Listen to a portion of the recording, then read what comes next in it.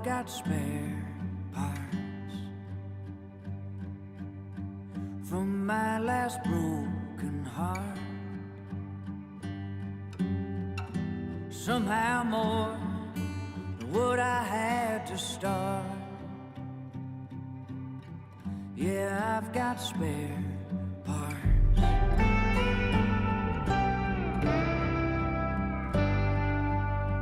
I tried to fix it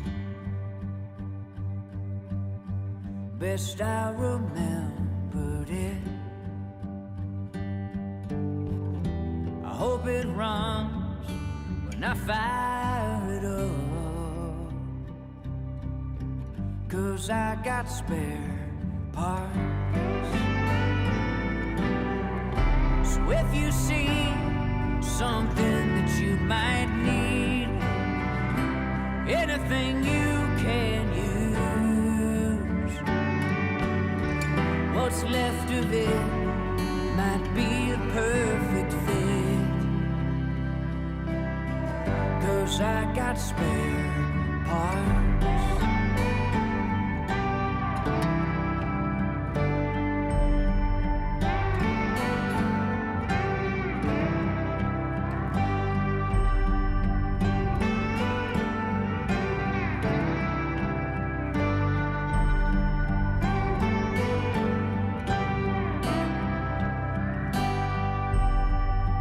Took a piece of you, like lovers often do. I'll try to make it good as new, 'cause I got spare parts. So if you see something that you might need, anything you can use, what's left of it might be the perfect fit, 'cause I've got spare parts. What's left of it might be the perfect fit, 'cause I've got spare parts.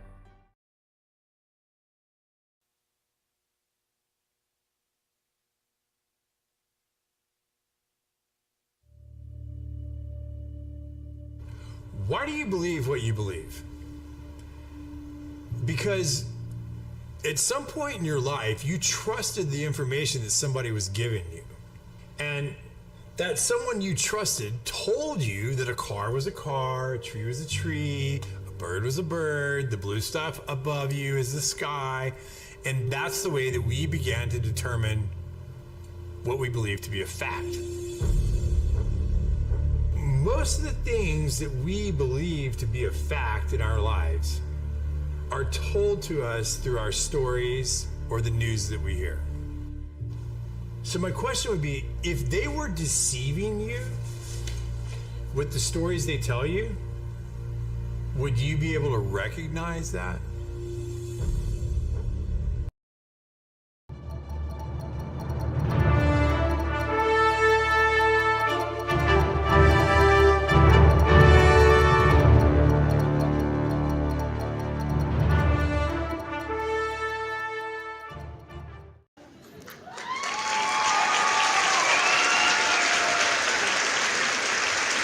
Hey everybody, thanks for tuning in to The Way We See It right here on the FFN Network. I'm your host, Blazeman. I'm sure maybe some of you might have caught the special we had yesterday, if you wanted to call it a special. I mean, we covered as much as the Trump attempted assassination, and we're pretty much just talking about just the bullshit of it all. It's I mean, imagine if these were highly professionally skilled assassins. Think about that for a sec.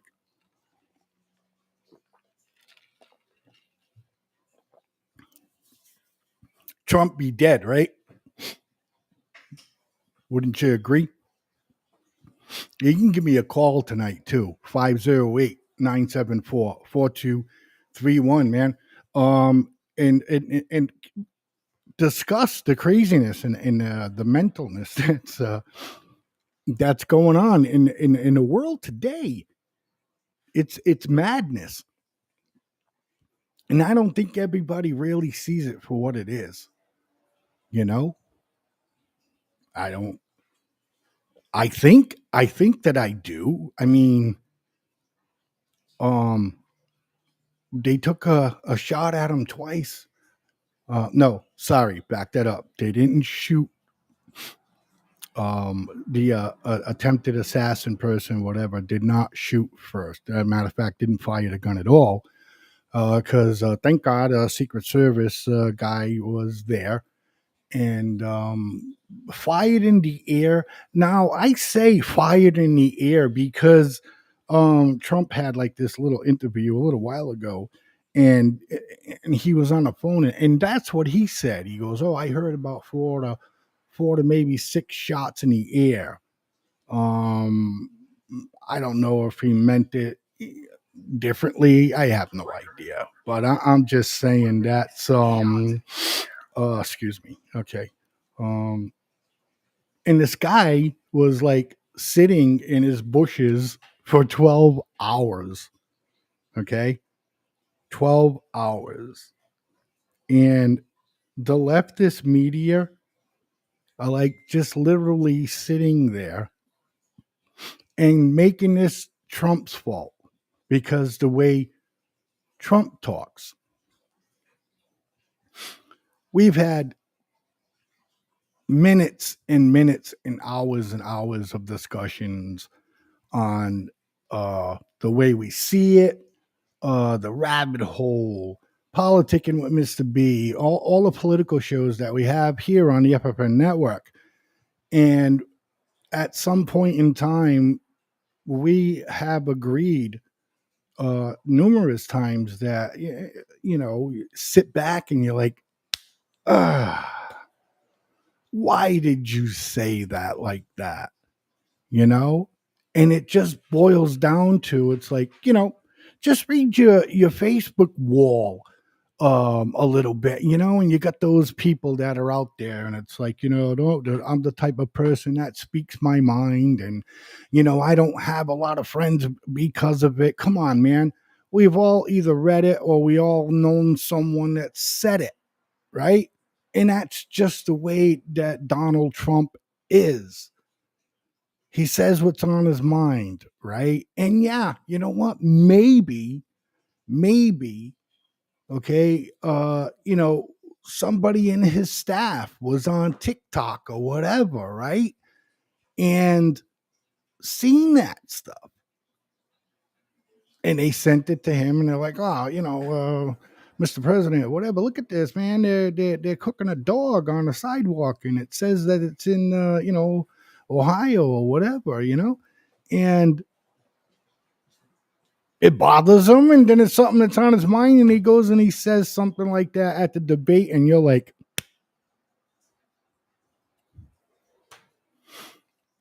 that doesn't mean he's going to destroy the planet, ladies and gentlemen. There's just so much to this that it's not even funny anymore. It's kind of like a little nerve wracking, because, okay, yeah, when Trump ran for the first time, I was included with some people that I know as well. And we were like, oh, he doesn't, he don't have any experience at all in politics. None. Zero.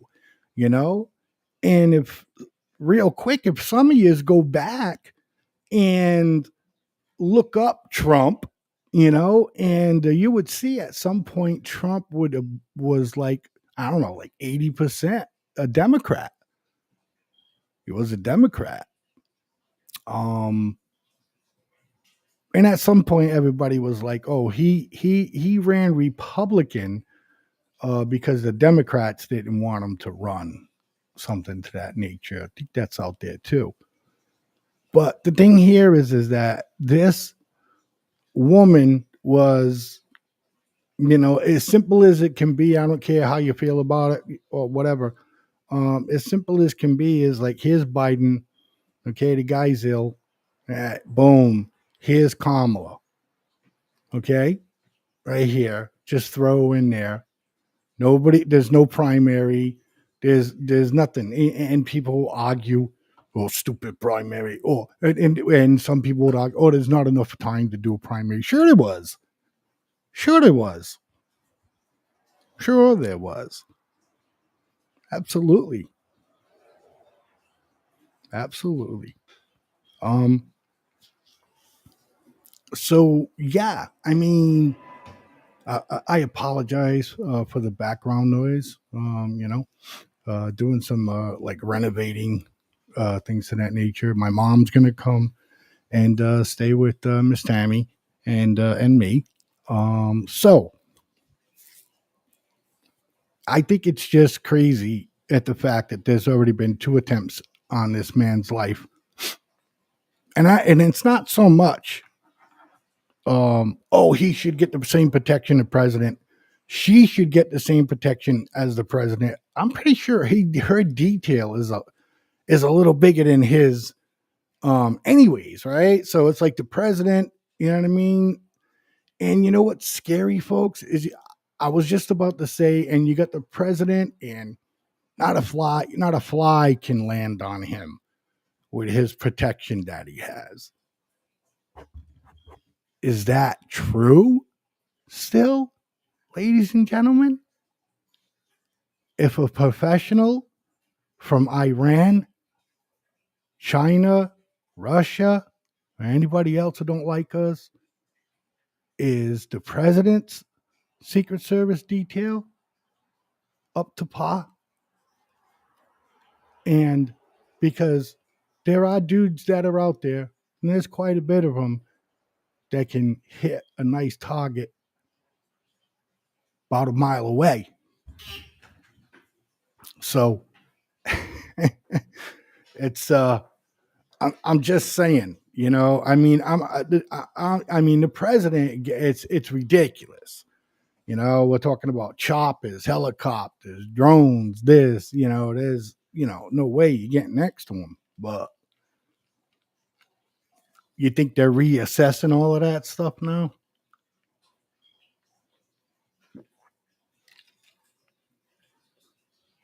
I hope so. I hope so. So, because it's just me, ladies and gentlemen, I'm going to get some more to drink, and I am going to run a quick 3-minute break, and I'll be back, and we'll start talking again. Let's see. Let's see. How many more assassination attempts until Dems stop calling Trump a threat? Okay.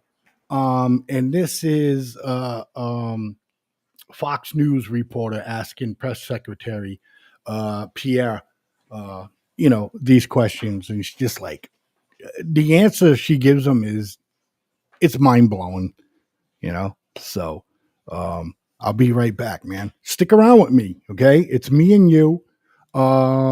B might make an appearance, and yeah. So stick around. More me, Blaze, man, right here on The Way We See It on the FFN Network, ladies and gentlemen. Thanks for watching, man.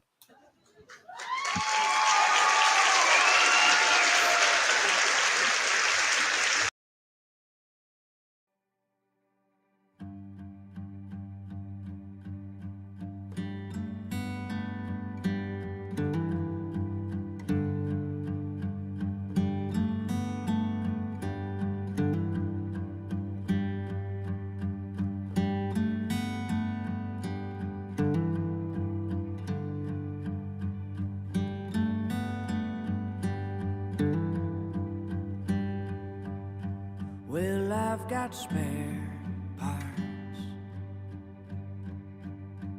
from my last broken heart.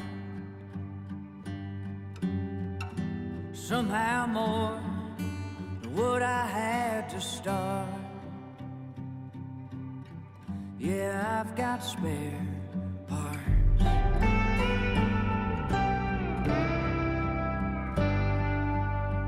I tried to fix it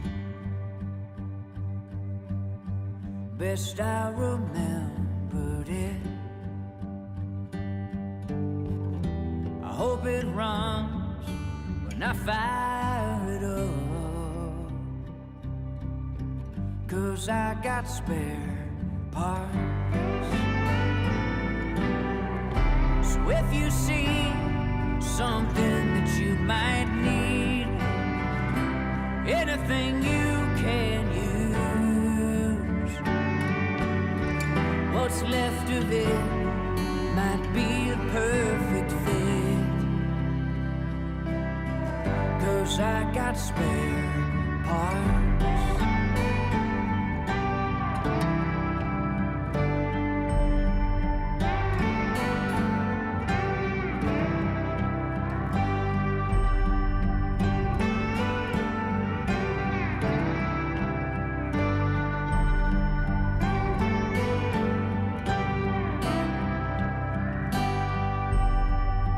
Took a piece of you, like lovers often do. I'll try to make it good as new,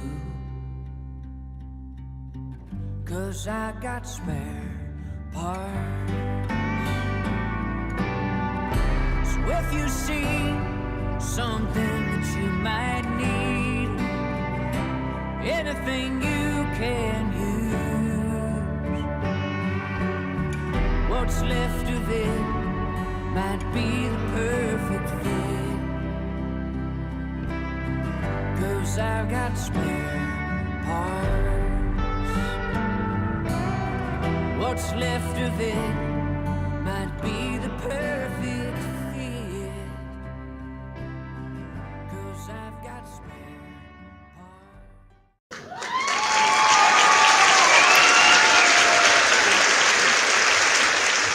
Hey, thanks everybody for sticking around with the way we see it right here on the FFN network with yours truly, Blaze Man. So, yeah, because, if you think about it, right, it's like everybody can go and do your own research. This is common sense stuff, right? So if you have the resources, and what I mean by that is the leftist media, okay, and they keep pushing the same thing all the time, okay, like Trump's a Nazi, you know what I mean? Trump hates women. Oh, Jesus, I know there's more. Trump hates women. Trump likes to do this to women, and it's just pure hate, right? And okay, so the leftist media grabs it, okay, and they're like, boom, boom, boom, boom, boom. And if you tell a lie so much, it becomes the truth, right? So then you just got some sick person, too, actually, right? And, leftists, you don't see any conservatives out there ever, ever try to kill public figures and all that stuff like that. You know what I mean? And the, it's just madness. And I'm sorry I'm laughing because this is serious shit, right? But I'm laughing because the idiocy of it all, the craziness of it all, it's just nuts. So listen to Miss Jean Pierre, go off on the Fox news reporter that asks her to them stop calling Trump a threat, and she pretty much says something like, I think this is like the stupidest question ever heard. I don't think she used the word stupid, but pretty close, man. Check this out. Okay. The world's going crazy, man. That's all I know. It's been only 2 days since somebody allegedly tried to kill Donald Trump again. And you're here at the podium in the White House briefing room calling him a threat. How many more assassination attempts on Donald Trump until the president and the vice president and you pick a different word to describe Trump other than threat? Peter, if anything from this administration, Listen, it's I actually completely disagree with the premise of your question, the question that you're asking. It is also incredibly dangerous in the way that you're asking it, because American people are watching. I don't know why it's dangerous. To say that from an administration who has consistently condemned political violence. Oh God. From an administration where the president called the former president and was thankful, grateful that he was okay. From an administration who has called out January 6th, called out the attack of Paul Pelosi, called out and said we need to lower the temperature after the Butler incident. And now for you to make that kind of comment in your question, because your question involved a comment and a statement. And, it is, that is also incredibly dangerous. When we have been very clear in condemning political violence from here. What I have said about the president, the former president, about January 6th is facts. That you all have reported. It is fact.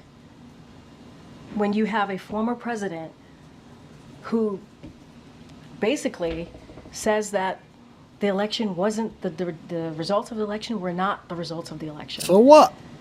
He doesn't have to agree. Dozens of more than 60 Republican judges said that it was a free and fair election. Okay, fucking more than 60. Yeah. Said it was indeed a free and fair election. Okay. You had more than 2,000 people who were told to go to the Capitol. It was one of the darkest days of our democracy. Oh my God. One of the darkest days. There were people law enforcement officers who died because of what happened. Well, because everything that you're saying right now is false. And they were there because the former president told them to go there. I mean, I don't know if that's not a threat in our democracy when it was one of the darkest days of our democracy, January 6th, one of the darkest days. And so how many times more does she say a darkest day? Now, we can have a disagreement on policies. We can, on issues. That is what we should do. It is important to have those disagreements. It is welcome to have those disagreements on the economy, on healthcare, on foreign policy. But when you start bringing political rhetoric, that is not okay. And that's what you've heard from us, too. You've heard of differences on policies. Mm-hmm.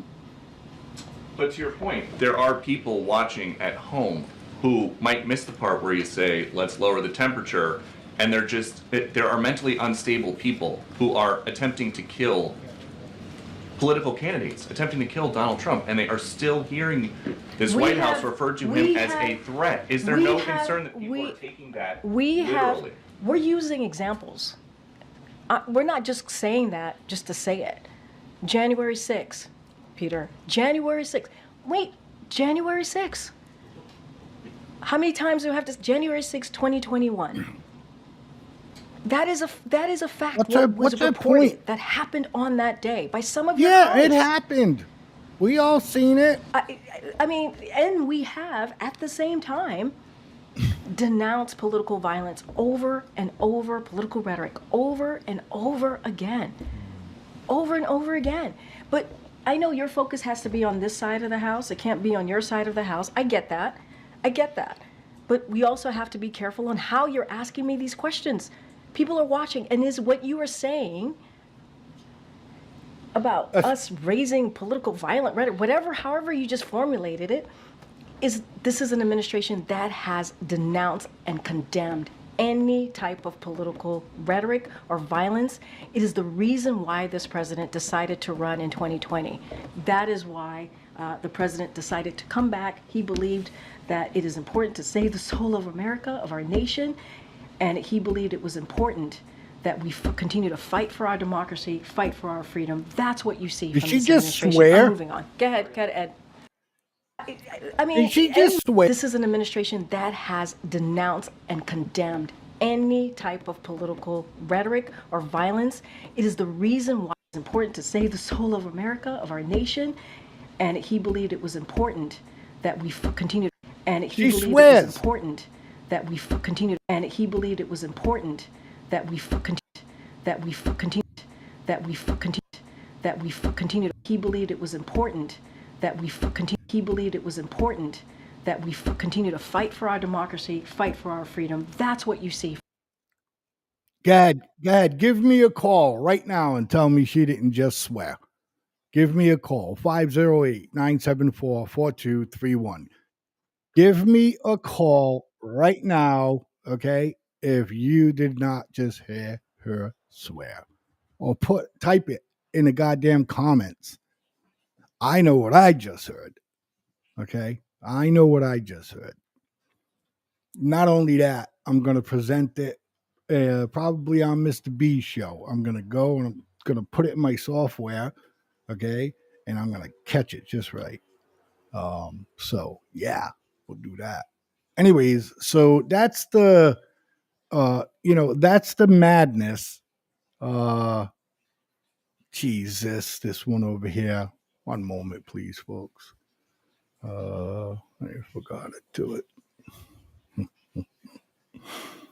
All right. Okay. So, yeah, I mean, okay, everybody is, saying bad things about one another, right?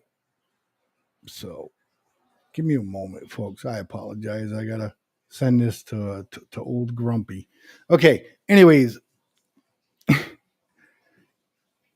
it's all, his question is like, hey, can you guys stop saying that he's a threat? So, and without her saying, yeah, he's a threat, she throws the January 6th. How dare you? How dare you ask a question like that? January 6th. January 6th. How many times did she say it? Like 15 times, 15 to 20 times. January 6th. January 6th. We get it. January 6th did happen. We all know it happened. You're saying that Trump told everybody to go down there. Okay? All right? He said to go down there.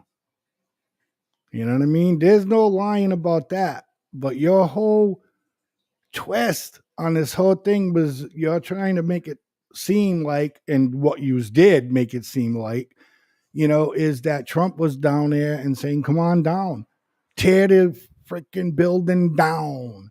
You know what I mean? And none of those kind of words came out of his mouth at all, So, and now they're trying to kill him. I see you. I see you. Ladies and gentlemen, Mr. B is in the gray room. You know what I mean? Like, I can't see him. He's typing, hello, I miss you, all this stuff, making me bananas already. So let me get him in here before he drives me more bananas. Here's my boy, ladies and gentlemen, Mr. B. Howdy, everybody. Hello, Buffalo Bob. What's going on, buddy? It's just, it's been a never-ending story today, boy. Never-ending story. Did you ever watch that movie? No, I never did. Hey, Ann, how are you? Ann just popped in. Hey! So, you never seen the Never-Ending Story? No, I never. Yeah, have. yeah. I really if don't you haven't care for seen that genre. if you haven't seen the movie, read the book, bro. I think you'll enjoy it. I'm not a big book reader. I think you're a big book reader. Not for those things, no. So Anyways, how are you? Just got done discussing with the audience about the Trump assassination and all that stuff. I just got done playing the video of Miss Jean Pereira talking to the Fox news reporter on the question he asked if everybody could. Yes, good movie, and if he could, we're moving on from it, anyways. All right. We'll probably pick back up B anyways. You know what I mean? Anyways, right now, ladies and gentlemen, from Epstein, which, you notice how that story just completely disappeared. You don't ever hear not one damn thing about the Epstein trial. Where is Maxine Waters? All of this shit, it's a dead story, right? That story disappeared faster than Hillary Clinton's waistline. I could agree with you on that one Her too, my hourglass friend. figure has disappeared. Yeah, I could agree. I could agree with you on that, without a doubt. But for me, it's like, again, the Epstein, Maxine Water, all of that. And Hollywood is exactly the way some people call it now, and it's pedo wood or something like that, Yeah. And because they're just slowly now just starting to get caught, they're just starting to get caught. And it's scary that stuff like this goes on today. And they just busted another one. And not only did they just bust another one, it's Sean Diddy. P-Diddy. Yeah, Sean Diddy Combs charged with sex trafficking and racketeering conspiracy. Yeah. He'll get more jail time for racketeering than sex trafficking, and that's sad. I don't know about that anymore. Oh yeah. Trust me. Anyways, it don't matter if he's guilty. Not only, hey, look, everybody has their day in court, man. I don't, can't put that past nobody. Right now he's P. Diddy. Is he also P. Diddley? Well, hey, look, first of all, he's not nowhere around nobody right now. Number two, the thing is that the judge denied his bail, so he's locked up right now. Oh, well, yeah, he's in Scotland. They said he was, maybe, a flight risk, things like that, He's in Scotland. Yeah, no, he's not in Scotland. He's in locked up. He's not in Scotland. He's here in the good old locked up, USA. man. You been drinking, man? No, not yet. Okay, so let's take a listen, ladies and gentlemen. Can we begin with this breaking news that federal indictment against music mogul Sean Diddy Combs was just unsealed, and it lays out multiple charges against him, including racketeering, sex trafficking, transportation to engage in prostitution.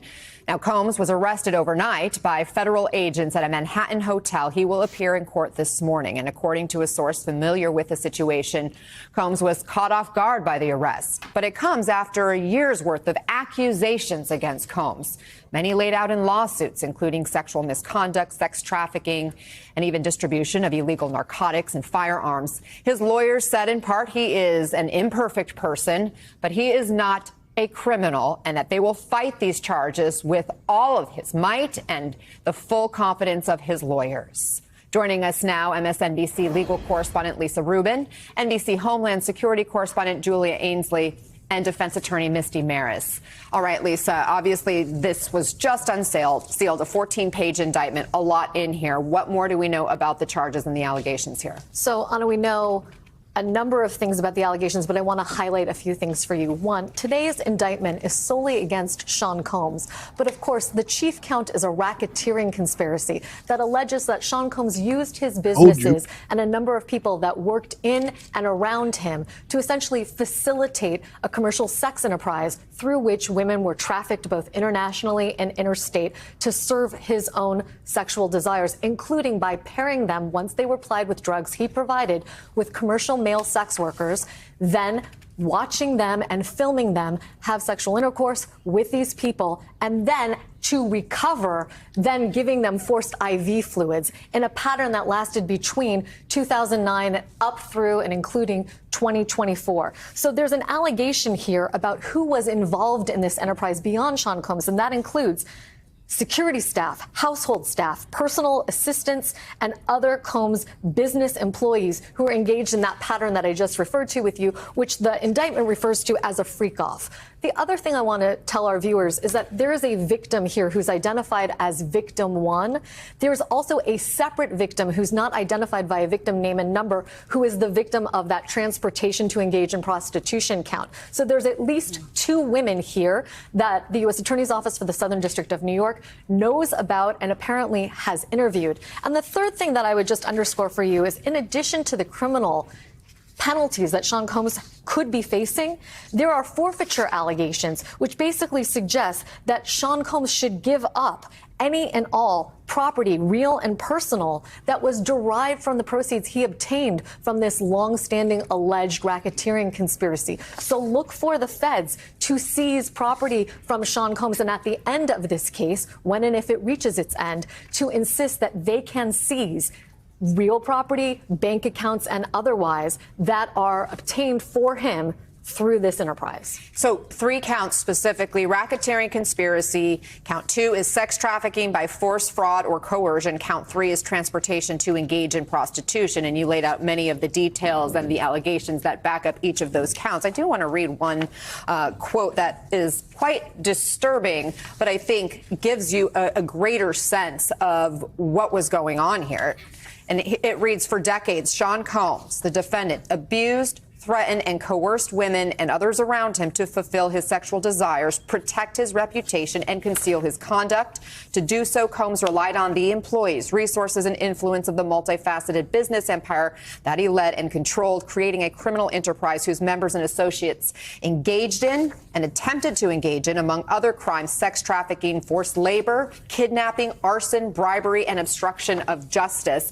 So, Lisa, does this mean other people could face charges beyond Sean Combs? It does, or it means that other people may already be cooperating with prosecutors in their building of a case against Sean Combs. One thing, Anna, that I want to also highlight for you is that this would not be possible without a change in New York civil law called the Adult Survivors Act. That is what allowed people like Cassie Ventura, who is one of Sean Combs' alleged victims, to bring civil lawsuits suing him for their abuse. Many of those allegations undergirded the Southern District of New York's investigation here, and some of those find echoes in this criminal indictment. So you see the reverberations of the Me Too movement empowering women to come forward, sue civilly, and then seeing federal authorities then transform them into some of the details we see in today's indictment. And let's listen to Sean Combs' lawyer heading into court this morning. We have a clip. This is what we've been expecting since the searches in March. He, to his great credit, he voluntarily came to New York. Not a lot of defendants do that. He came to New York to basically engage the court system and start the case. So it sounds like, or he implies, that he came here anticipating these charges were going to be happening. Would it make sense that they'd be given a heads up? It might make sense. A lot of defendants, particularly in cases like this, would rather surrender voluntarily and avoid being arrested and cuffed in a public situation and then perp walked, so to speak, through a federal courthouse. It may be that Sean Combs and his lawyers understood that this was about to happen, and therefore they arranged for a more quiet, voluntary arrest. That having been said, Mark Agnifilo, who's the lawyer who you just showed, when he says these are the charges we expected, I can't imagine that even the best criminal defense attorney could have expected the broad panoply of allegations in this indictment, which is one of the most hideous criminal instruments I have ever seen in my years of being a lawyer and also working on this network as a correspondent. And Julia, I am struck by the fact that it was Homeland Security investigations that carried out the arrest last night, according to WNBC, our local affiliate here in New York. What does that suggest? Yes, it was Homeland Security investigations. It was also Homeland Security investigations that earlier this year in March conducted warrants that they got from the Southern District of New York to seize electronics from his properties in Miami and Los Angeles. And at the time, I would go to sources that falls within Department of Homeland Security and say, why is this HSI, not FBI? Well, HSI does a lot with human trafficking. And also this international element was coming up. This was a big question we weren't able to answer until right now when this indictment was unsealed. And that's the fact that there's an international component that Lisa talked about, that the trafficking was not just interstate, that there were people coming in from outside of the country. And that's something we might hear of more, when prosecutors bring this forward, as we hear of how he did this. Another thing I wanted to point out was the narcotics piece. I spoke to a former HSI agent just this morning who talked about trafficking. The definition is using force, fraud, or coercion. And very often that is through narcotics. You can get someone addicted to drugs. You can find someone who's addicted to drugs and completely manipulate their behavior and keep them coming. There were other ways he also used force, fraud, and coercion, not only just getting people into an altered state to perform these sexual acts, but also by tracking their whereabouts, by controlling their careers, their finances. He had people who would come in and use these videos that people, they were videotaped in these sexual acts they didn't know about, and they would use those as blackmail. So time and time again, you see how he uses force, fraud, and coercion This is really disgusting, in a ain't psychological it? way to keep these victims on the hook. That That's something that HSI was tracking from the very beginning. In a courtroom yet. Well, these are the charges. These are the charges. These are the allegations. The charges. These are the allegations, but they're saying he did this. These people have already tried and convicted him. Well, if you listen to what they're saying, I'm they are saying listening that this to it. man is guilty of these things. Well, hey. This I don't is know. today's news media. I don't have sympathy, B. So, but as far as the court of law goes, I agree with you. That is exactly what she's doing. It's exactly what she's saying. She's saying exactly the words you're saying that she says. Let's listen when. They were videotaped in these sexual acts they didn't know about, and they would use those as blackmail. So time and time again, you see how he uses force, fraud, and coercion really in a psychological way to keep these victims on the hook. That's something that HSI was tracking from the very beginning. And like Lisa points out, came to light because of the allegations from former sexual partners of Combs. And Misty, what's your reaction to what we're learning in this indictment? Yeah, okay, good. Yeah, you know what? This is trying a man in the court of public opinion. If he is guilty of these crimes, throw the book at him, fine, yeah, okay. But for them to come out and just blatantly, flagrantly, and flippantly say he did this and he's guilty of it, without so much as a freaking court appearance, without a case, without a judge, without a jury or whatever, this is filth. This is filth, my friend. Are you more against the piece because of what news broadcast it's coming from? No. This should not be happening. A person in this country is innocent until proven guilty. The presumption of innocence is supposed to be there until proven guilty in a court of law. You no argument for me, man. But these people are just flagrantly saying he's guilty of it. He did it. They're omitting the fact of the man's right to a trial, a judge, jury, due process at all, and they're just arriving. Why not just go ahead and throw it in like a chair right now? What about those people that are listening right now and saying, why are you saying it that way? You know what I mean? Because that's exactly what's happening. If this were you and someone had gone ahead and come up with a bunch of allegations against you and you were indeed innocent of this, would you like it if the news people were out there saying, whoa, Blazeman did this and Blazeman did that and Blazeman did this? No, I get it. Accused of, they're just saying he did it. I get it. Yeah, I get it. I don't care what news agency they are. What they are doing is wrong. Well, look, the guy is a piece of shit. For the simple fact is there's quite a few video out there of him beating his women. dragging him by the hair and kicking him in the face and shit like that. So the guy, regardless, he's a piece of shit, anyways. I understand. But I get exactly what you're saying, man. 1,000%. We're talking about the law and how the law should be. You know what I mean?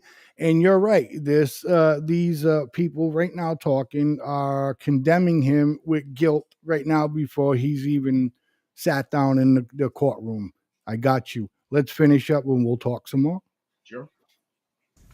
First of all, these horrible allegations, but something that I want to focus and emphasize is that we're talking about videotapes referenced in this indictment. And we know that Diddy's homes were raided. So it's likely to be the electronic footprint here is going to be central to the prosecution's case and is likely to be significant and evidence that's going to help the prosecution as this case pushes forward. Remember, once those electronic devices are obtained by the government, they're searched. That could lead to additional searches. That could lead to speaking to certain potential victims or witnesses or others who are involved in the criminal enterprise.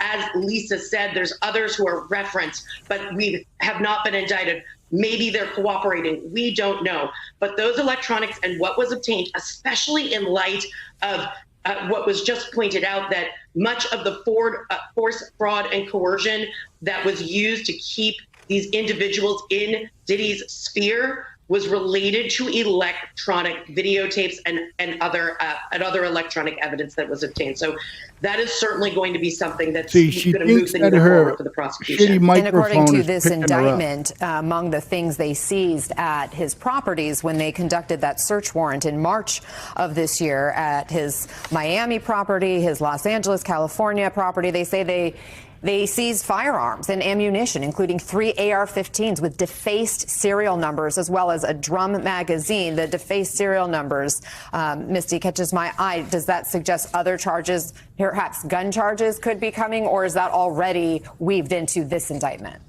So this is all part of that criminal enterprise relating to basically, there's a meeting of the minds between these conspirators to engage in criminal conduct. But certainly there could be other gun-related charges that could come down the pike against Diddy or others that were involved, especially when you're talking about the amount of firearms referenced and the fact that serial numbers were scratched off. There's specific charges relating to those. So certainly that could be something that comes down the road.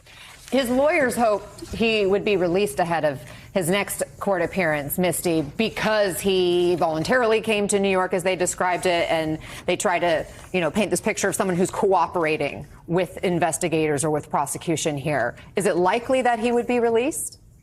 That's going to be central to the argument. The factors that the judge takes into consideration is somebody a flight.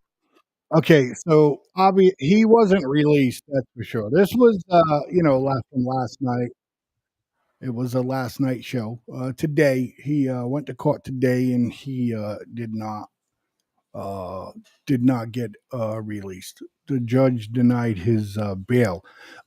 B, I'd like for you to give this jaw over here a little break and give the folks out there your opinion, besides the one we already know, where they're basically saying the guy's guilty. You know what I mean? Go. First, the trafficking of human beings is something that is absolutely, positively, unequivocally wrong and aberrant, and something it's just flagrantly disgusting to think about this. Now, there's a fellow here who is a person of color, and you would think that the trafficking of human beings would be sticking in the back of the person's mind that something is wrong here and it shouldn't be done.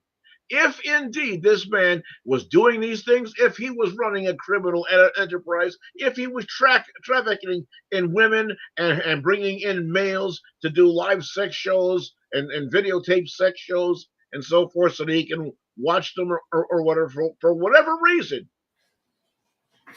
it's and giving people drugs to coerce them into doing or convince them to go into doing all of these things.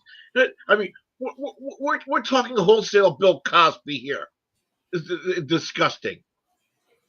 Okay, it make the very thought of it is making my skin crawl. And to think that a person who apparently through his music and whatever else. I'm sure somewhere in the line there's talk about injustice and wrongdoing and things and whatever else would be doing this. It's so puke worthy it isn't even funny. I can't believe what we're seeing. If indeed all of this is true, uh, uh, I mean, chalking it up for what they call is Pedo Wood or Dollywood or whatever, Bollywood or whatever the hell they call it, whatever they're gonna call it, Pedo Wood. Pedo Wood. Pedo Wood. This is the Hey, B, don't worry, pal. I'll let you this all circulate in your mind and stuff. We're gonna take a break, ladies and gentlemen, and when we come back, we'll show the video why the judge denied P. Diddy bail. love to see it. Right here on The Way We See It with your host, Blaze Man, and my boy, Mr. B, and we'll be back in 3.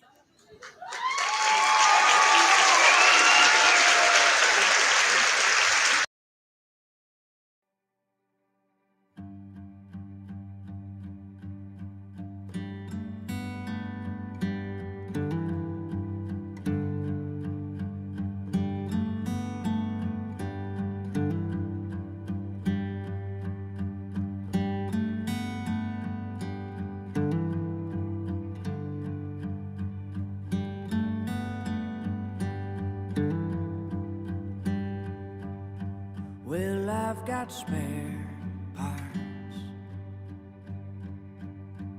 from my last broken heart. Somehow more than what I had to start. Yeah, I've got spare parts.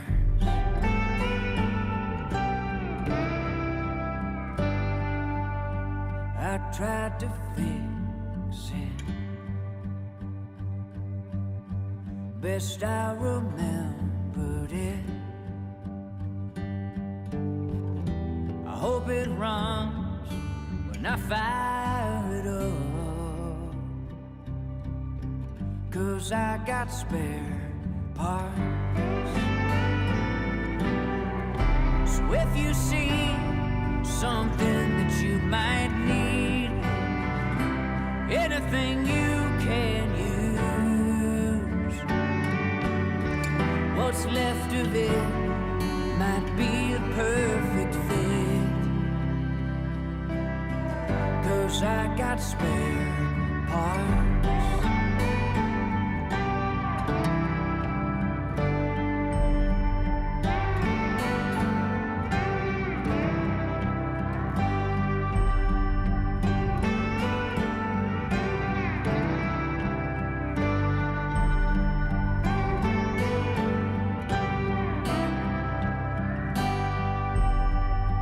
Took a piece of you, like lovers often do. But I'll try to make it good as new, 'cause I got spare parts. So if you see something that you might need, anything you can use, what's left of it might be the perfect fit, 'cause I've got spare parts. What's left of it might be the perfect fit, 'cause I've got spare.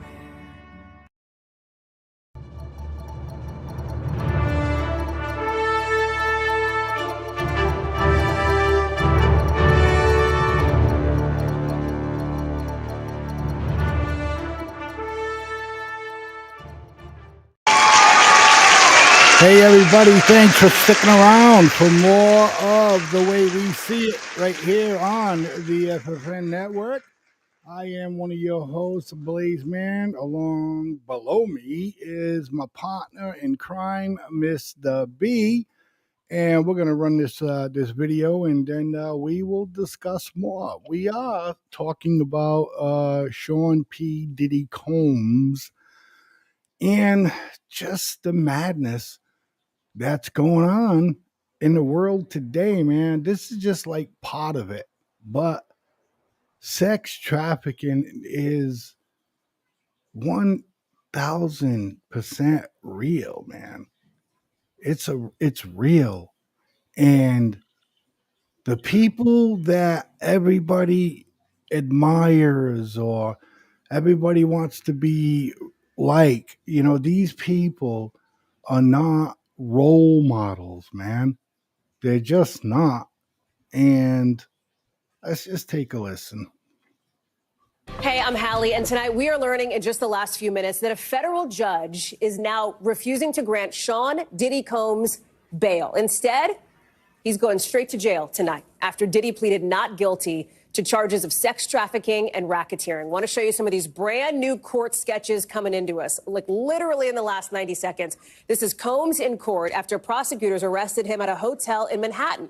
It's where he's apparently been living for weeks, according to what a person familiar with the move tells NBC News. All of it a tipping point now in that sprawling federal investigation into the superstar's alleged years of sex crimes dating back to 2009. As we're just getting in some new and deeply disturbing details about the allegations against him and what looks like a massive criminal operation, allegedly. At least 50 victims and witnesses so far. And at the center of it, these hours and days-long sex acts known as, in their words, freak-offs that Combs supposedly orchestrated to abuse his victims. Combs allegedly planned and controlled the sex performances, which he called freak-offs, and he often electronically recorded them. Prosecutors say Combs punched and kicked his victims to try to keep them under control. He'd also... You're right, Joshua. This is the second time he's been arrested. They say filled them up with drugs like ketamine and ecstasy for long periods of times, even using incriminating records to try to manipulate his victims. Prosecutors say they discovered this wide range of evidence against Combs in several raids. They found things, they say, like AR-15s, narcotics, more than 1,000 bottles of baby oil and lubricants. We should note here that an attorney for Combs says that he, I'm quoting here, will fight this with all of his energy. His team is already planning to appeal the bail ruling, meaning they will be back in court tomorrow, as Combs has, as we mentioned, pleaded not guilty. We've got team coverage, Laura Jarrett standing by with the legal analysis piece of it. But I want to start outside court with Julia Ainsley, because, Julia, this went fairly late into the day. I know you've been at the courthouse as a judge, as we've just learned, is denying this request for bail. Explain why that is and what else we've learned today. Yeah, that's right. We were in there for about 2 hours as the Justice Department from the Southern District of New York laid out their case, very similar to what you saw in the indictment, saying why he should not be released, because they say that he is a flight risk, he could leave the country, and also that he has a history of obstructing justice. They also pointed to how serious these crimes were, that with previous allegations of sex trafficking like R. Kelly and Jeffrey Epstein, the judges also denied bail in that case. But his defense laid out a very lengthy rebuttal to all of that. We heard them say that this is different from Jeffrey Epstein and R. Kelly because there are no minors being alleged in the indictment here. They also say that these acts were consensual, and they point to victim number one, who's named over and over again, who they say is someone was in a 10-year relationship with Combs that was toxic but consensual. They said that this person actually tried to sell this same story as book rights to Combs to try to get it out of the media's eye, but instead when he refused, then this civil lawsuit came up.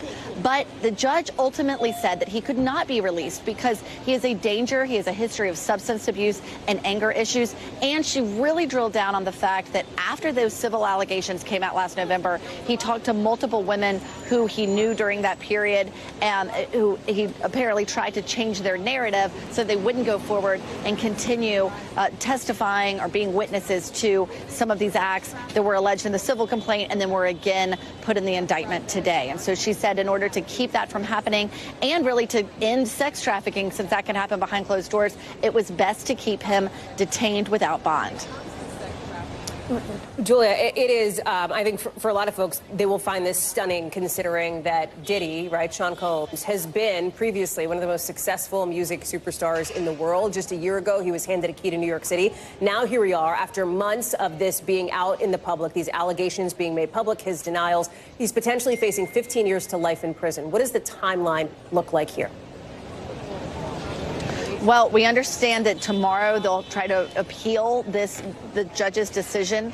His defense will do that tomorrow at 3:30. They'll meet again next week for a conference, and then perhaps we'll be looking at a trial early next year. But Hallie, I have to say what you said there was also striking. I mean, I watched him today sitting there very humbly in court in a black T-shirt, nodding along with his defense, otherwise just looking very stoic, straight ahead at the judge. It's hard to imagine this is the same man, but the timeline is also staggering. It's one thing to think, oh, that was something that happened a long time ago. But the prosecution today said that these acts, what they're calling sex trafficking and coercion, all continued up until this year, Hallie, and started as far back as 2009. So this was not a brief window.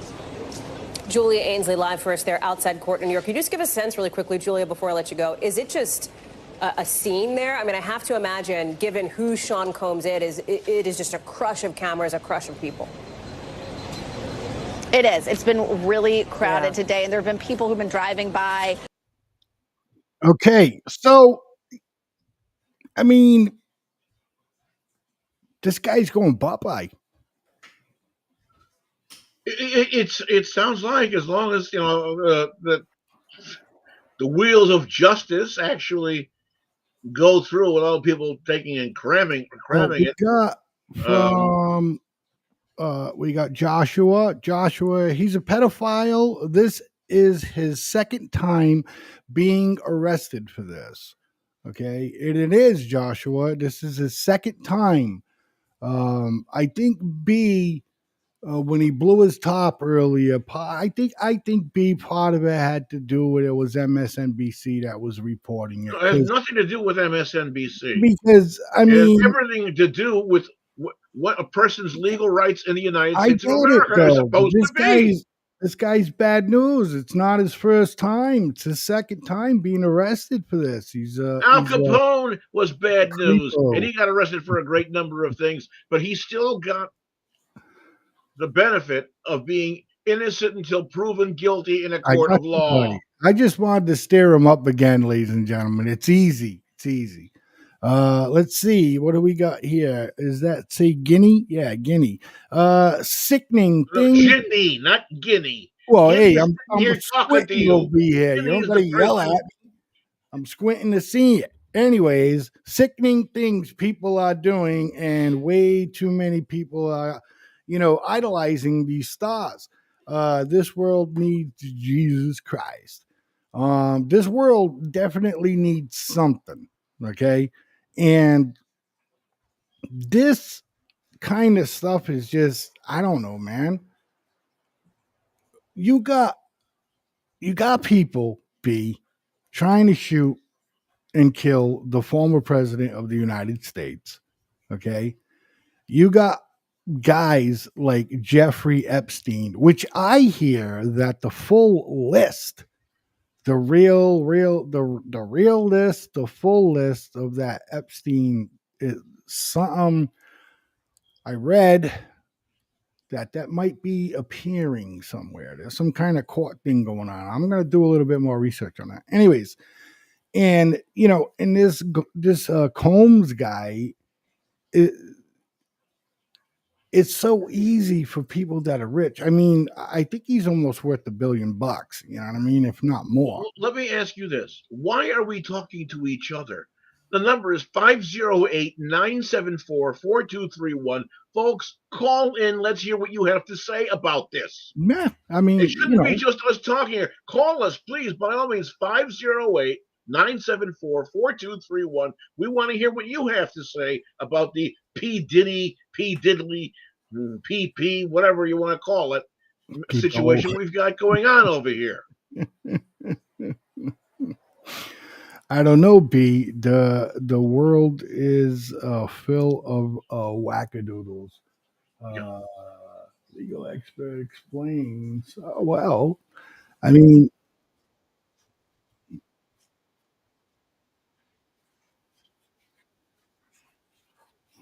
This is legal analyst, Diddy's bombshell indictment. Legal expert explains it all. Oh, we got to see that. I mean, well, I'll play some of it. It's a long video. But just in general, I mean, everything that's going on in the world right now, it just seems that every time Democrats are in power, the world gets turned upside down. You know, there's always some kind of war. You know, we're not in any war right now, It's right? crazy. No war at all. No. I didn't say there wasn't war going on. I said we are not in a war. No, we're not involved in any wars. No, not at all. No. I mean, look, you got Ukraine fighting with Russia. Okay. And we're throwing our equipment and bombshells and tanks and artillery artillery guns and everything else over there to help them out. Yeah, to aid them. Yeah. Because we all agree. I have an urgent call that I have to answer. Excuse me, please. Okay. Yeah. Anyhow, Jesus, he could have just left. Anyways, again, what I was trying to say is, like, you know, Ukraine is, you know, fighting a war with Russia. You got the Iranians doing mental shit. You got the war going on with Israel and Hezbollah, and the innocent people that have died during that war is just tragic. Okay.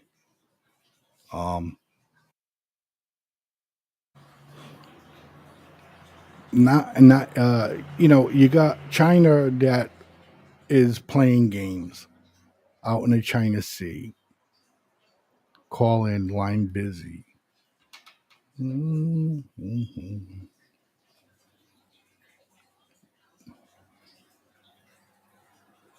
But try again. 508-974-4231. No, it's sitting right here. I'm not on it. Anyways, so you know, you got Iran, you know, you got all of that. Someone says call in line. Anyways, so I'm losing my train of thought. I super apologize, ladies and gentlemen. Yeah, the phone line is shouldn't be busy at all. I'm looking at my work phone right now. And also, again, like I was saying, you know, you got the Iranians. They're just, you know, they're being silly in nature. You got, again, Israel and Hezbollah going at it. Okay, you got Ukraine and Russia. Right now, look, the only thing is, does Ukraine have a stop line? You know, are they just gonna just sit there and they're just gonna defend their area, their line, or if they have the opportunity, and I believe that some of their troops are in Russia. So what's the bottom line there for them? Secondly, Russia is not going to be overtaken by anybody. They'll use nuclear weapons. You know what I mean? They will. They'll use nuclear weapons. So where does that end? Right? Do you understand what I'm saying? I mean, Ukraine, yeah. Okay, so they push Russia out, but Russia's still, you know, trying, doing whatever. Okay, it becomes a stalemate. I don't know. But the bottom line is Ukraine isn't going in to take over Russia. Russia will use nuclear weapons. You know what I mean? No country is going to allow another country to take them over, especially if they have some kind of firepower to prevent that from happening. Okay, that's number one. Okay, number two, Iran. If they get a nuclear weapon, which they're probably real close to having one, they would use it, and they would use it on Israel. Bottom line, that's catastrophic in itself if that was to happen, you know? And then the idea of a dirty bomb being out there somewhere, right? It's scary when you think of it. Sometimes I sit and I talk to my wife and I say, I don't know if I want to do the way we see it anymore. I said, because I'm so burnt out. I'm so like, I get stressed because we try to do as much research as we can when we do a show, even though we show a couple of videos and then we talk about, for an hour. We're B and I are literally, looking at, this stuff, researching it, things to that nature. And it doesn't matter if it's on MSNBC or CNN or Fox or whatever. If we like the story that is being told at the time, then we play it. Like the one from MSNBC. I knew it was going to flip a switch in Mr. B. I knew he was going to, go off twice as much, because not only coming from MSNBC, but just the way that they were, talking about it. But let's get back to the P. Diddy. So Diddy's bombshell indictment. Legal expert is going to explain all of this. Hold on, wait, my God, got a call here. Hey, caller, you're on the air with The Way We See It right here on the FFN Network. How are you this evening? I'm very blessed, Mr. Blakeman. How are you up there? I am doing well. I'm getting feedback from you. I was thinking, is that any better? Yes, that's fine. Okay. You were saying about Ukraine. I believe that Ukraine is going to continue to fight until the United States cuts off their checkbook. As long as we're going to continue to fund Ukraine, they're just going to continue to use our money and use our weapons and launder our money. And, Zelensky's going to buy more to what properties point, or though? bigger yacht. Right. But the one, because he can. I get what you're saying. I do, but again, till what point, right? And it's like I said, it's a stalemate, because Ukraine, even if they did have the power to go into Russia, again, like I said, Russia would just nuke them. You know what I mean? Absolutely. They're not going to allow another country to take over Russia. So. And just the money just keeps getting funneled, like you had said. It's just it's never going to end. So where do we go from there? Where do we go from here? Is my question. It's only going to end when the United States. It's only going to end when the United States stops paying them, stops giving them money. But it's not only being funneled to them; then it's being funneled back over here. So it's a laundering, system. So Ukraine's willing. I mean, Zelensky's willing to continue to get money because he keeps the share. Then he funnels the share back to wherever he's supposed to send it back to. He gets rich. The military-industrial complex of America gets rich, and our taxes just go to fund some stupid war that doesn't need to be. Right. Fund some CIA war. Yeah. Yeah. That makes perfect sense. I appreciate that. That makes perfect sense. You're kind of blowing my mind with that. It comes back. And you think that the Biden administration or the Biden family gets a little bit of kickback from some of that money? Without a doubt. I mean, go back and look at Hunter Biden and his dealings with the Ukraine. He's been dealing with them for a long time. You don't go into politics like old Joe did and make the amount of money he supposedly makes for his salary and be worth the amount of money he is now unless you're getting kickbacks from someplace. Right. It's a game. It's okay. How can we get rich and make it look like we're helping somebody else when in reality we're just lining our own pockets? you know. Absolutely. And as far as the, you know, the thing with diddly or piddly, whatever we want to call the guy, diddly you know, fiddly people, boy. Yeah. they do those things, Blaze Man, because they might get a slap on the wrist. You know, Right. 50 years ago, 60 years ago, you'd have been locked up and throw away the key if you weren't buried up and underneath the jail. But when it's a slap on the wrist and you are on the left side of the program, then you're going to get a slap on the wrist. They're not going to do anything to people like that. Right. Because they're on their side. You know, I mean, we have over 300,000 children, migrant children that have come into this country that gone missing. Yeah. Where are they? Yeah. Where are they? That's not being reported. That's not being reported. No. Right. You're right.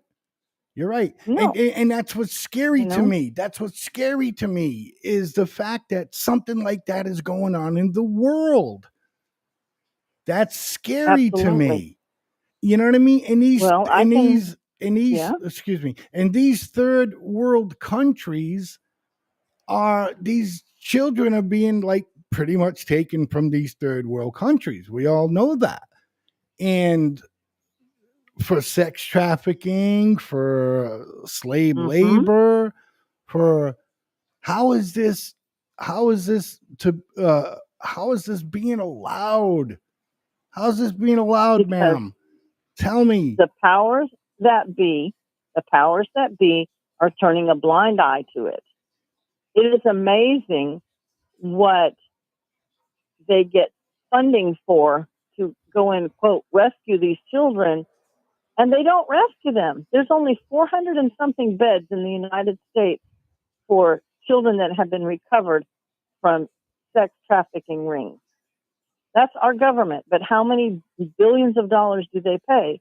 There are private organizations, I know of one for sure, Caleb House, that is a not-for-profit, and they rescue sex trafficked children and women and rehabilitate them. They feed them, they clothe them, they house them, they give them all kinds of medical and psychological treatment and all that. This is a privately funded organization, Blazeman. It costs $45 a day for them to take care of one of these children.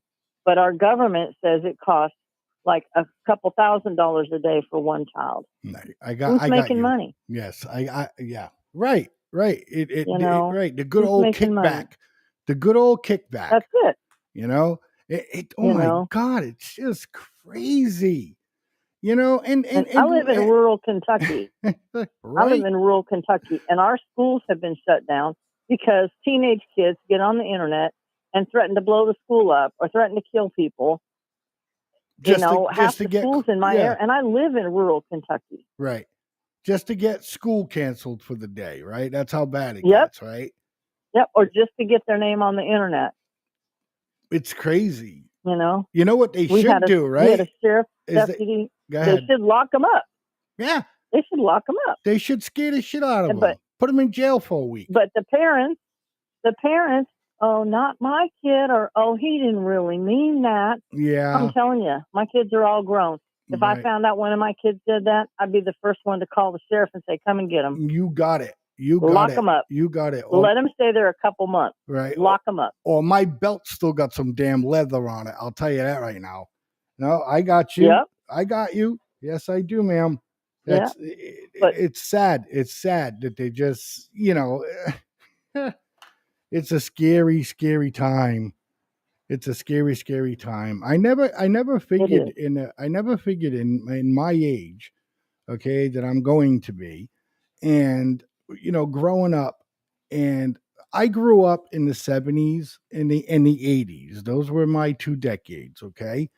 And and I'm sure maybe you could say the same. And it was just not like this. It was not like this at all. Yes. Was there, crazy people? Yes. Was there, what I mean? Things, were there gangs and stuff? Yes. But nothing like it is today. Nothing. And it's so but it wasn't tolerated. scary. I mean, it was known about, but when you got caught, the consequences were such, you didn't want to do that again. Right. You didn't, and I mean, I was born in the early 60s, lived in California, and your parents knew what you did before you ever got home. If somebody in the neighborhood saw you or somebody uptown saw you, you were in trouble before you ever got home because they would get your butt. Then you go home and your parents would get your butt. Right. Absolutely. You just didn't act like that, you know? But you were so embarrassed. You just didn't act like that because you didn't want to get in trouble. Right. Now they don't care. No kidding. But, you sit here and it's like, what happened during the course of our generations? You know what I mean? And I think that it's fair to say, without insult, that you and I might be close to age. So, because if you was born in the early 60s, I was as well. That being said, it's just mind-blowing. Again, listen, back then, a cop would kick your ass. I mean, I'm not saying it was right, but that's probably why there weren't that many criminals back then, because you'd get a beating, Yeah. and sometimes you'd get a beating and you'd get sent home, or either way. But you did not mess around with the police back in them days. There's I think I should stay away from this because I feel what they're doing now is also the way it should be too. The cops should have, body cameras and all that stuff like that. But I think you understand what I'm trying to say, I do. But it's just, I don't know. It's just madness. It's just madness. Under this, the Epstein is supposed to come out with this list. I read that. But now that I mentioned it, I'll do more research on it and see if it's feasible to report. And and just this Diddy thing, and then you got former President Trump they just tried to take him out again. But what drives me absolutely insane is that the leftist media is making it like it's his fault. Because they hate him. They don't care what they have to do to get him to not become president again. There's no holds barred. That's their goal. He will not be president.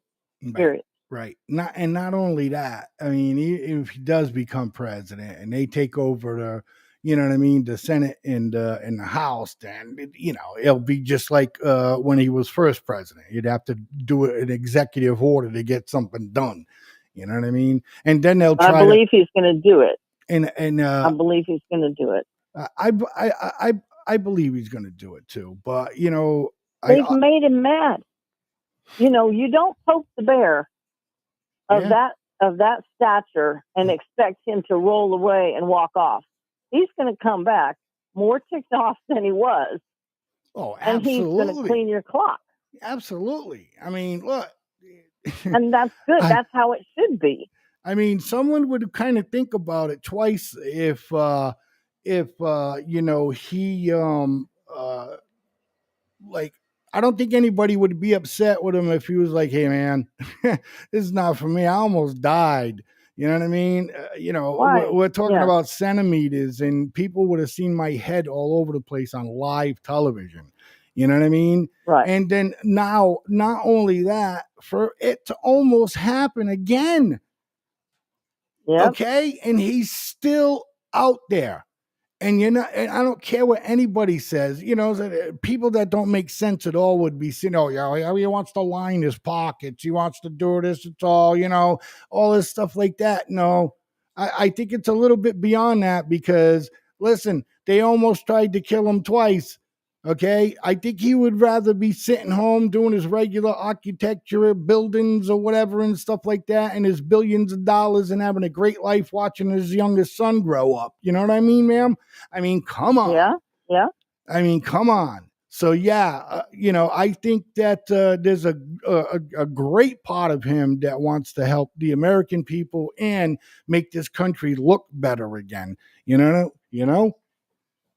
I agree. And the other countries know that if he again, you don't poke the lion. You know, the other countries, they didn't come after us when Trump was president. They wouldn't pull these shenanigans. Because if they did, he'd just take care of it. Of course. You're But then done. again, No more. We're not doing that. But then again, you got generals like General Milley on the phone with He's China, gone. saying, "Oh, hey, I'll let you know if he gets a little crazy. Don't worry, I'll let you know if he's going to do something." Right then and there, the MP should have walked through that door right after the president found out about it. It would have got fired. MPs walked through the door, put him in handcuffs, and take him out. Yep.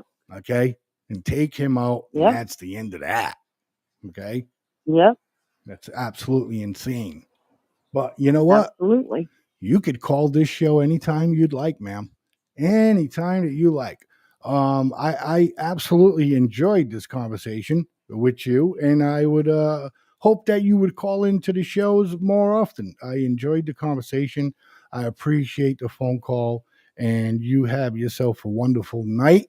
And thank you again for You too. watching The Way We See It on the FFN network. You have a pleasant All right, rest Blaine. of your You evening. have a blessed night. Thank you, ma'am. All righty. Bye-bye. Bye-bye now. Okay, so we do have fans out there, and they're fantastic people. Even if they don't agree of maybe what you're saying, that's how the conversation stays. Nobody flips a switch and has a meltdown. That's just the way it is. I'm going to show this little quick video, okay? And then we're going to see if B's going to come back, and then we'll talk about it maybe for a minute, maybe not. Who knows? But I got to show the video. I got it prepped up to go. So, again, Diddy's bombshell, indictment, legal expert explains it all. Let's see. Definitely not going to listen to this broad for 14 minutes, folks. Don't worry. It really made me think of R. Kelly when I read this indictment and I saw exactly what the allegations were. The conduct is very similar. You're talking about coercion, threats, cover-ups, and everything for the sexual gratification of the individual, in this case, Combs. First, tell me about the severity of things when the feds, especially the Southern District of New York, arrest you. When the Southern District takes a case, it has a specialized unit that deals with the most severe cases. Also, Southern District, 99% conviction rate.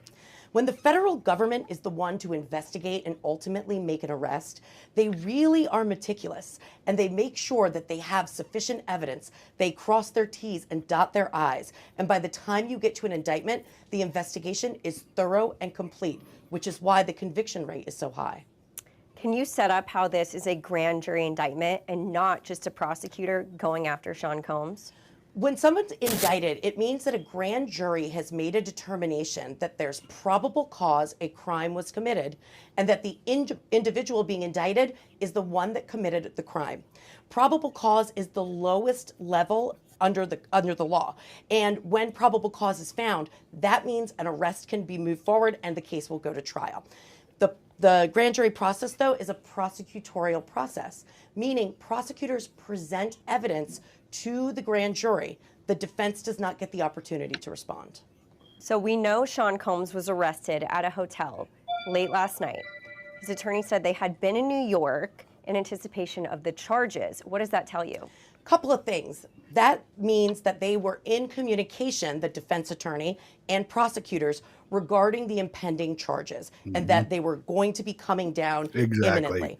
This is so in other words, it's like, look, he can come and turn himself in, or we'll find him and put the handcuffs on him. It's likely that his defense attorneys believed that this was going to come at some point. And instead of him being going down the perp walk and being dragged out of his home, there are times when you can coordinate between prosecutors and defense attorneys to give yourself up willingly. Another aspect of this, it helps with an argument about bail.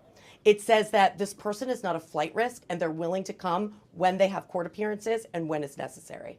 His attorney also made a statement before the news even broke about being disappointed with the charges and stating Sean Combs was innocent. What is your opinion on that statement? No surprise his defense attorney is saying that Sean Combs is innocent. He conceded that he's had some problems, but ultimately he's not a criminal. Something I did notice, though, the statement really was a litany of accomplishments of Sean Combs, as opposed to really talking about the merits of the case. That's something that never really seems like a good thing because it's not focused on the actual allegations or underlying defenses. It relates to the person in general. That being said, you have to be so careful what's put out there in the public sphere when you're defending a case. And feds have been pretty silent to this point. How is that telling? The feds were silent to this point, but that's really the norm in a case like this.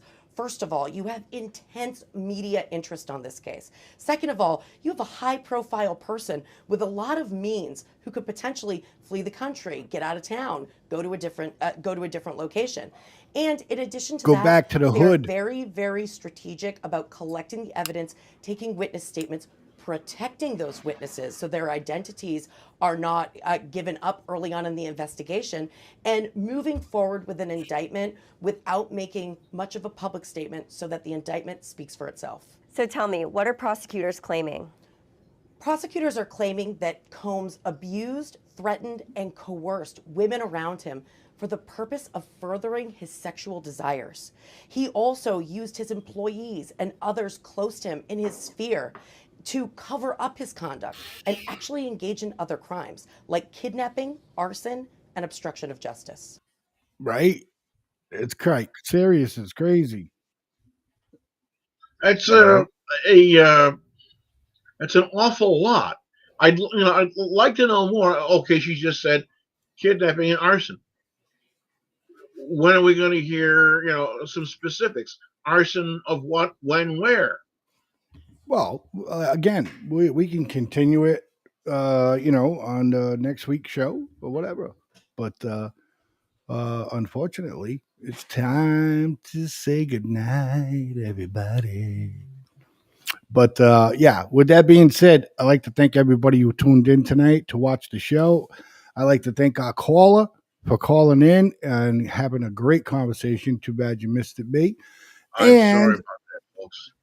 That's okay. Your business comes first. And again, peace and love to each and every one of you. If you got it, give it. I know it's hard right now, folks, but there are still people that have it a lot more harder than we do. With that being said, good night, Mr. B. Folks, I'd love to be seeing you tomorrow night on Politicking with Mr. B, but as I had said before, we are taking the night off because tomorrow is our 14th anniversary. I want to spend the night with Mrs. She's earned it, definitely, especially having to put up with me. So we'll see you in next Wednesday night for Politicking. In the meantime, as he said, peace, love, and nothing else. We'll see you soon. Take care. Happy anniversary, Mr. B, my brother from another mother. Good night, everybody.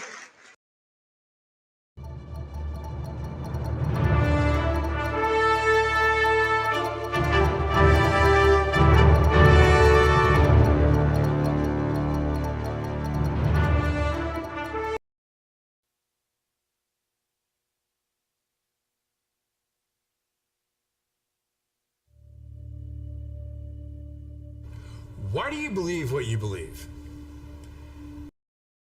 You have just watched an FFN Network production.